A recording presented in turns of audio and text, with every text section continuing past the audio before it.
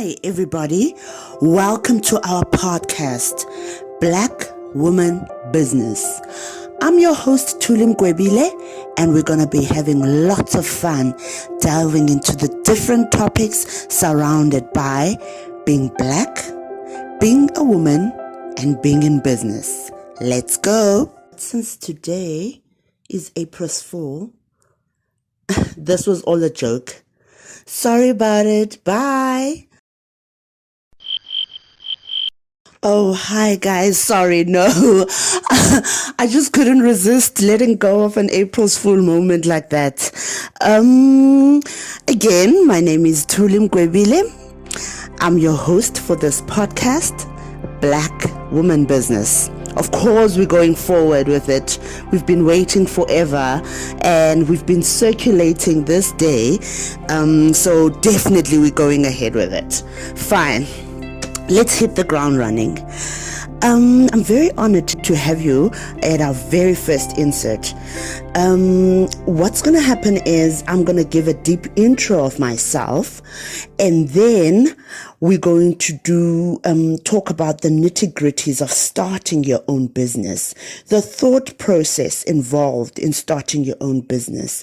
And then further afield, the upcoming topics will talk about what to do when you want to sell, how you start selling, what do you sell, the paperwork that is involved in selling.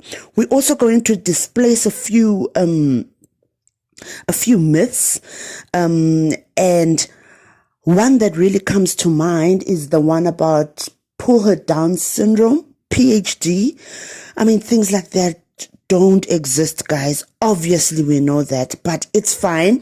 We'll take some time and just draw through things like that. And also this wonderful fantasy story of do what you love and the money will follow you. I mean, we'll have a thorough look at those too. I'm going to welcome questions that you guys bring or any suggestions that you guys bring. And then at a certain point, we're also going to be inviting some guests and we'll just have a wonderful time. Anyways, those are the things that we're going to be doing in the future. But for now, I'm looking forward to us hitting the ground running and starting the podcast. Here we go. So my name is Nokuthula Mgwebile. I'm a businesswoman. I'm a mother of 3 children. I'm a wife. I'm a grandchild. And I'm a daughter. I'm a sister. So basically, yeah, that's me.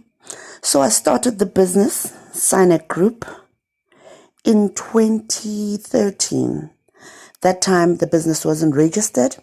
I was advised not to register it because it becomes very expensive to start off registering the business. You can always register it at a later stage. So I did register in 2016. And I've come a long way since then. I've moved from Cape Town. I'm originally born in Gugulethu. I've stayed in the Western Cape for quite a bit in the different regions. I stayed in Malmesbury. We bought a house in PetroSA. So yeah, I've been in Cape Town and I've only recently moved up to Joburg last year, right before COVID in 2020. I moved up here with my 3 kids and husband. We go frequently to Cape Town to visit my family. His family is mostly in the Eastern Cape. Yeah, I do have some content about that also, because I'm a typical Gugulethu chick, and he's from Eastern Cape in the rural areas. So yeah, like I said, 3 kids. I think for me, yeah, that's my personal life. I've got 2 brothers. I'm the firstborn. I was born during that blizzard of teenage pregnancies in 1984. So my mom had me quite young. She was 18, my dad was 20. But yeah, fortunately found their way back together again. Or should I say they never left each other's side, because they had my brother, and I also have an adopted brother, Sia, who's in the middle between Tando and I. And it's the three of us. My dad has since passed away, and I've had quite a strong influence from my grandmother's side. You'll hear me mention her every now and again. She's been quite successful in her own endeavors, so I learned quite a bit from her. When it comes to academics, okay, I've spent some time studying at CPUT. I studied chemical engineering, a national diploma. Then I went on to do a higher certificate at UNISA in industrial engineering. I became very fortunate, so I got employed by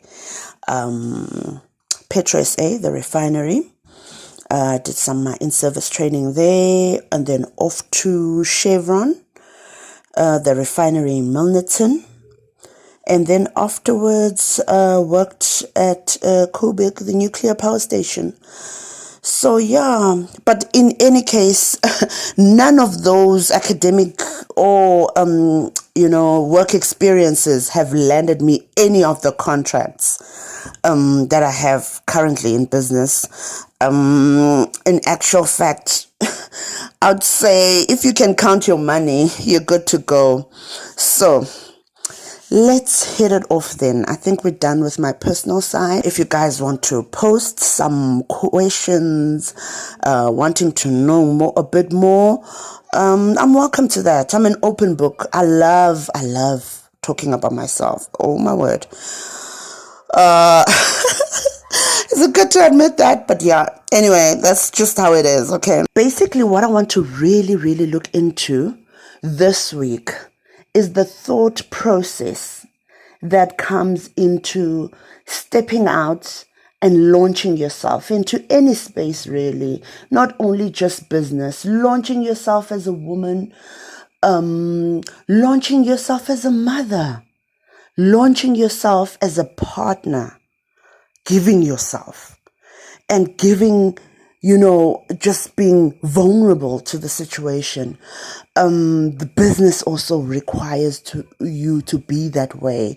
I mean, now you're opening yourself up to a world that is unknown. We're very fearful. There's a lot of stories, people that know better, that have done better. Some have done well, some haven't.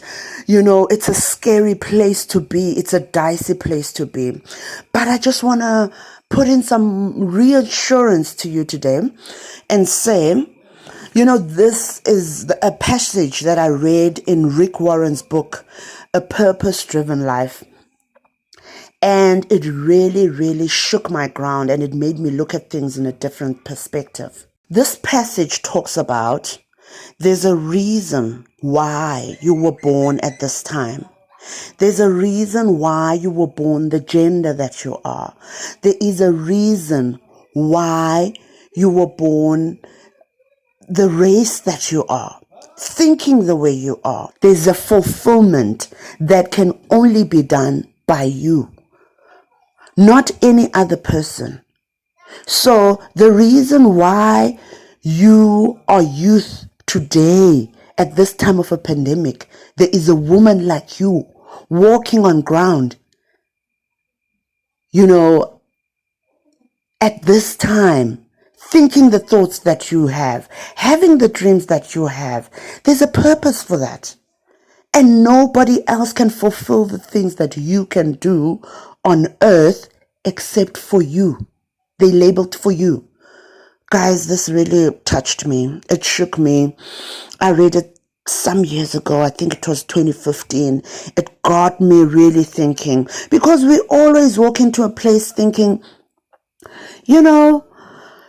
somebody will put up their hand in class, even though you might know the answer. You kind of think you know the answer. You're not sure. I mean, it's not something you're really serious about, but you're like, there's somebody out there who's going to put up their hand and answer this lecture. But you know what, guys, in this instance, this guy is talking about it's only you that can give the answer. It's only you that can unlock the door. And when you unlock the door, imagine you're also unlocking the door for other people as well. So I think that is something that we need to take very, very seriously and be cognizant of, you know. But in my case, I started reading up quite a few books that really touched me. One of the books was by Jack Canfield, How to Get From Where You Are to Where You Want to Be. It's got very thorough steps on how you should be navigating. And I remember the very first chapter speaks about you need to take responsibility of your life.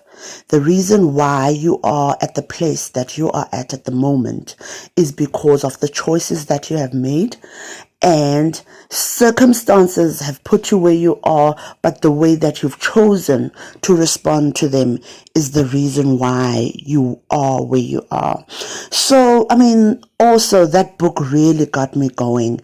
And after a while, I started noticing a few things. So this is what I'm going to cover during this time. Catapulting yourself out of your current situation, your current mindset. Overworked, underpaid. Launching yourself. Stepping out. Survival. Risks and doubts. Don't need a degree, MBA. You want to help the nation. You want to feed the poor. With what are you going to do that? Basically, those are the headings that I'm about to cover now at the moment. Without wasting any time, I'm just going to go into it, straight into it. Catapulting yourself. So what I noticed is when I started reading these books, there was a whole feeling of I'm starting to think differently about myself. I'm starting to feel different, enlightened, open-minded, you know. And there was a sudden shift between the relationships I had around me, especially at work. I started thinking and my mind started getting so creative over things that were just not enough, you know. Working so hard, coming home with what people would say, okay, it's a good salary. I would have thought I've done all the right things, you know. We were told in high school, study maths and physics. I did that. Get good grades for that. I did that. Study the most difficult course you can think of or you can be good at. I studied Chem Eng. I think that was pretty difficult. In fact, that was very hard for me to actually pass. Like I failed quite a few times before I could actually grab my certificate and my qualification. Nonetheless, I went on to work at very prestigious plants. So I think maybe I should be really happy when it comes to job fulfillment and you know, salary, living a nice life, comfortable life. But that was definitely not the case. Even though I'd done all these things, there was always more that you have to do. You must study further. You must take extra shifts. You must work on the awkward days, work on Christmas, work on New Year's Eve. I mean, who wants to work on New Year's Eve? And when I say work, you're literally up there on the platformer, busy swinging valves, you know, holding onto your helmet, doing whatever. And it's 5 to 12 right before the New Year. I mean, you know, you're going to be paid really well for it. But I can tell you, after some time, it runs its course, and even that is just not enough. So for me, it just got to a point where I just felt like, now this is very exhausting. I mean, if I can carry on like this, Because the next step literally was to study more. And another thing that my colleagues are really doing and have been doing over the years is to go overseas, work overseas. Most of them leave their families behind because of the working conditions where they're going are not, conducive for people staying at home and stuff. But what I'm trying to say is it just was never enough for me. I just had to paddle and keep on paddling to the next step, and it just felt like I could just foresee that this is going to be an endless road of trying to overachieve my previous overachievement. And I just felt, no, there has to be another way. There has to be another way. I mean, also remember, we used to get paid on the 25th. By the time the 20th hits, I mean, I'm just like, why am I broke? And I've been listening to all these motivational, financial, and practicing some of it. But still, it just never got to that point. And even in my thought process, it never got to the point whereby I actually will break through this. So for me, it just got to the point whereby it's either I'm going to carry on like this and continue being frustrated when it comes to financials, when it's time to get paid or after that time, or I just launch myself into the unknown, worst case, fail and still be broke. For me, it just looked like the end result is the same both ways. So how about I spend more time with my family and still end up, broke, basically, if I look at it like that. And I used to look at it like that. For me to be hardworking, doing all these things and still be broke, or stay home, spend time with my family, fail at my business, and then be broke. I went for option two. But now, the difference is I just needed to, I needed to prove to myself that I can do it. Because now I'm coming to the catapulting point. When I got to work, I couldn't even talk about my ideas, the stuff that I was reading. I mean, I had one very good friend that I would speak to. She really had to, had to listen hard and really understand me, because it felt like we were in different worlds. But the story of most of your colleagues, they don't understand where you are. You hate going to work. You hate the work you do. You hate the people. Okay, not that people at work, but what we all stand for, the mindset of rushing for a bonus, rushing for the next salary hike or allowance. It just became so shallow, and then you look around and, it's kind of like these bunch of people are kind of like a little bit annoying, because I don't think they see beyond this like rat race that we are in. And then I just thought to myself, when I read one of the other books, it explained that when you're busy catapulting out of a situation, it's not too important to undermine your current situation, your current company, or the people around you. You must remember that at some point, that job was an excitement for you. That day at the interview, when you were promising your boss the moon and the stars, you were really glad to be there. And when you started work, all those friends at work and the colleagues, you guys were all on the same page. And since now You've started to empower yourself with a different network of people. With Thuli's podcast, Black Women Business, all of a sudden you feel like your thinking is changing a bit. But you're feeling like, no, these people, they are the ones. No, they're not the ones. It's you. You are the one. You're supposed to be exercising your brain a little further. You're supposed to be stepping out a little further. Use that energy. Use that energy of, why does my boss have to be like this? Why does this place have to be like this? Why am I even here? You use that energy to start your side hustle, and you silence yourself with all the effort that you're going to put in. And every time things go wrong, or people say things that are just off, and you're feeling like, no man, I'm really not supposed to be here. You take that and you make use of it by starting your side hustle. That always helps. That always perseveres. Quickly, another one.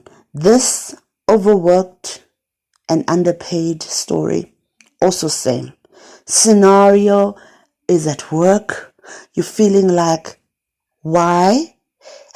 For me, I feel like, why am I spending an entire 8 hours here doing this? Why? There's emails coming in. I need to give attention to other stuff when it comes to like a business or whatever, and I'm dedicating an entire 8 hours here. That energy, put it on the side hustle. You need to put it on somewhere. It needs to go somewhere. You can't walk around being grumpy about your current situation and think that it's going to be an endless cycle. You need to make a change. It's going to be up to you to make a change.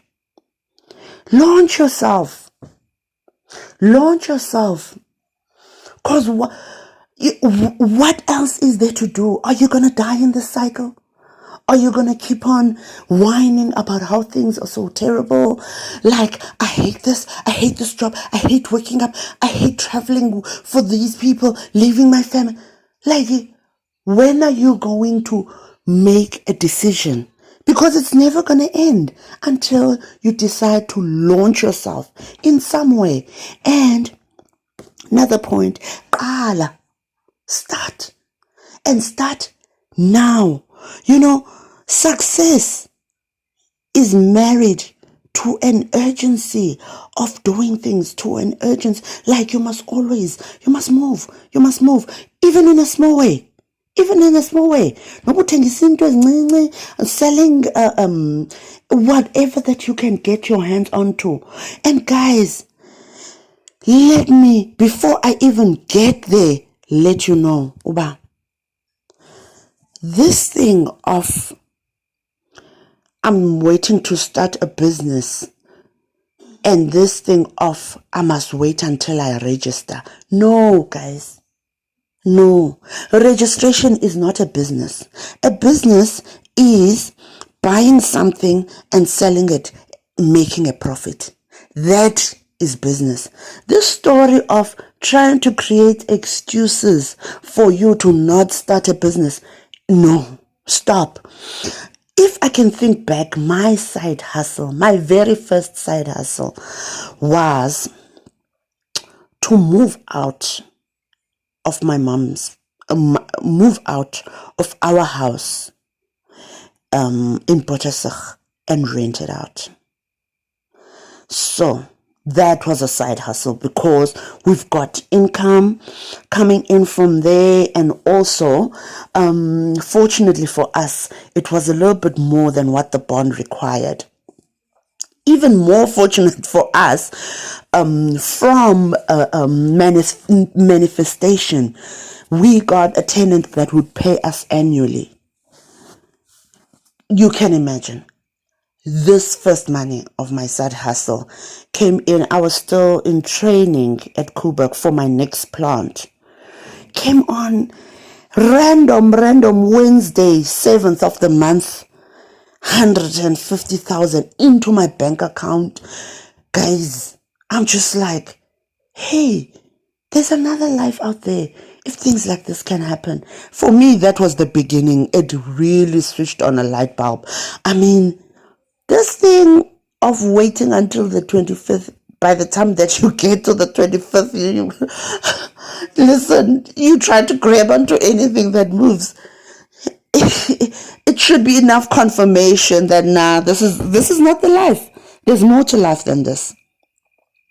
And then there's that element of survival, especially at these times, guys, especially at these times where employees are being ill-treating staff, where your money is being cut, where you're sitting on uncertainty. You are uncertain about whether this time next month you'll still be having a job. Don't you think it's about time to start something? Anything. You are sitting on relying on how that meeting's gonna go with the bosses. How are those people looking in the boardroom? How are things looking for me? You're putting yourself in another person's hands. You're putting your family's life, that bread that you bring to your family, you're putting it on somebody's life. Why can't you do the same over something that you can try out your own self? Start this thing.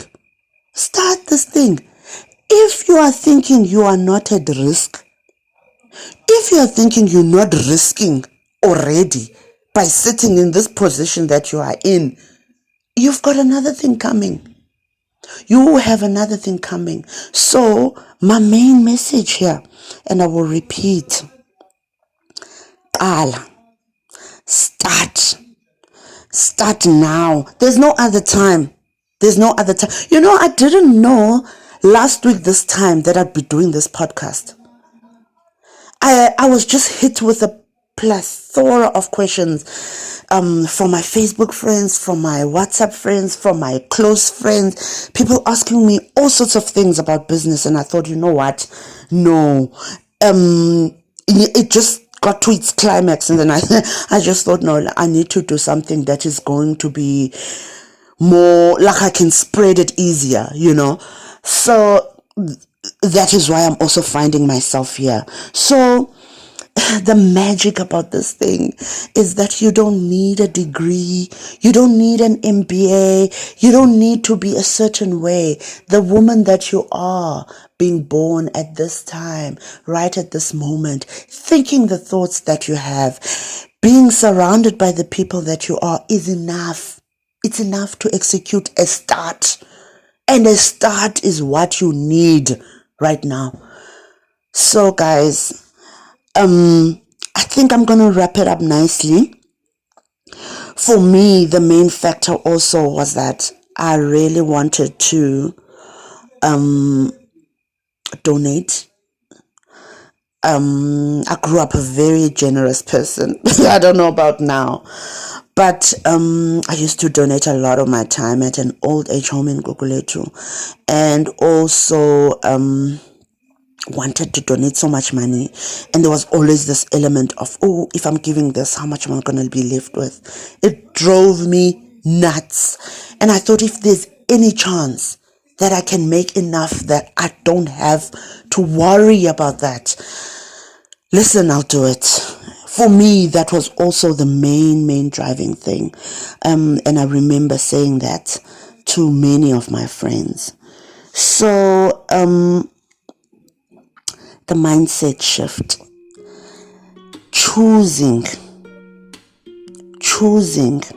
what you want to be surrounded by. Choosing the people around you and the advices that you want to take.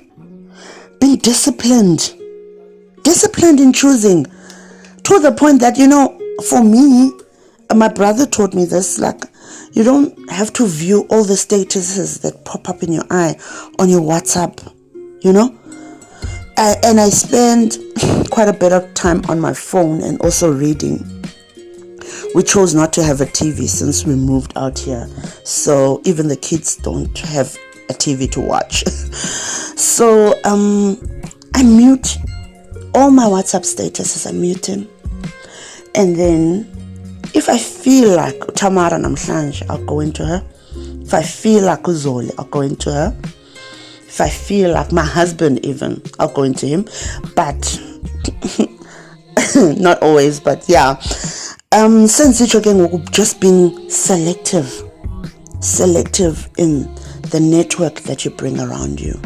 You'll find that once you start exercising that, 1, 2, 3, 4, the universe will do for you. You'll just find relevant people attracting to you, and just drawn into your energy and feeding into the ideas and the thoughts that you've been having about really creating something worthwhile. Something, maybe it's too early to say right now, but possibly something that you can even leave for your kids, and your kids can leave for your grandkids.